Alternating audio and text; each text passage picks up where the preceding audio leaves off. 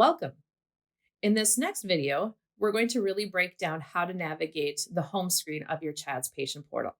We know it can be a little bit overwhelming, so hopefully this will help. As you can see, there are several different boxes to choose from.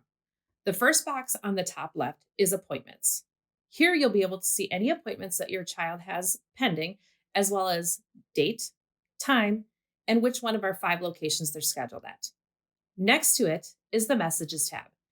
Under that tab, you'll be able to see any messages that have been sent to your child's patient portal, as well as send a message to your clinician or our triage nurses.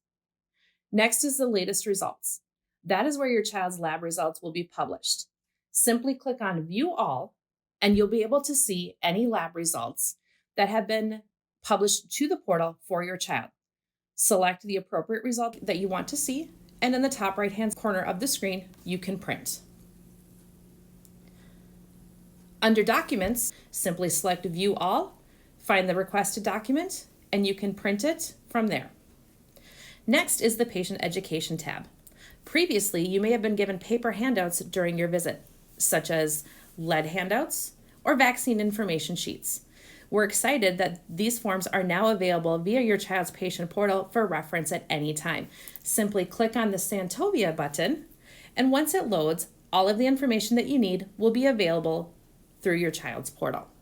Once you return to the home screen, simply select Dashboard Page, and it'll bring you back. The final box you'll notice is Fill Milestones. If you remember, we previously touched on this is where you're going to find any of the paperwork that is needed to complete prior to your child's appointment. One of the common questions that we get a lot at South Lake Pediatrics is, how can I get a hold of my child's immunization records? I'm glad you asked. Simply come to the left-hand side of your child's portal and select Medical Records.